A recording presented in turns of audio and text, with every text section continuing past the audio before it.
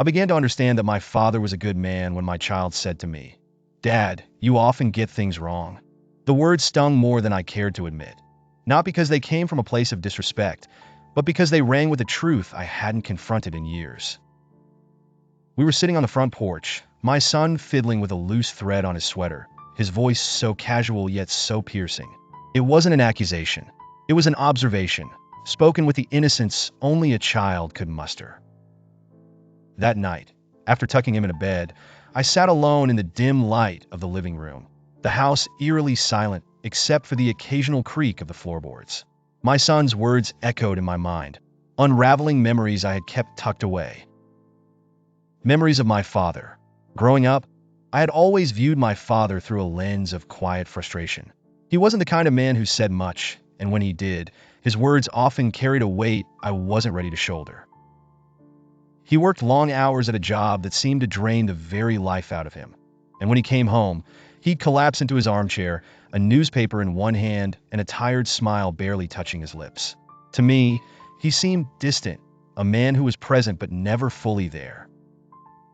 I remembered the way I'd criticize him in my head, convinced that I would never be like him. I would be the kind of father who listened, who played catch in the yard, who knew the words to every bedtime story by heart. I would be better, I told myself. I would be perfect. But as I sat there in the silence of my own home, I realized how much of him lived in me. The long hours, the exhaustion, the way I sometimes tuned out my son without meaning to. And now my child's words had cracked open something inside me, a realization that I, too, was flawed, just like my father. The next morning, I dug through an old box of belongings I'd shoved into the attic years ago. Inside, I found a faded photograph of my father holding me as a baby. His face was younger, softer, and there was a look in his eyes I hadn't noticed before. It was love, not the loud, boisterous kind I had craved as a child, but a quiet, steadfast love. It was then that I understood. My father wasn't distant. He was human.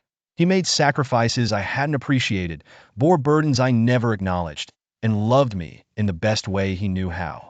And now, as a father myself, I could see it so clearly. Love isn't about getting everything right. It's about showing up, even when you're tired, even when you're flawed.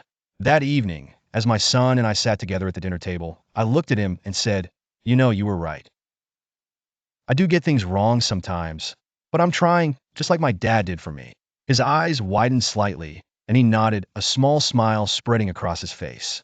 In that moment, I felt something shift between us, a quiet understanding. A connection that didn't need words. And for the first time, I felt a deep gratitude for the man my father had been. He wasn't perfect, but he didn't need to be. He was good, and that was enough.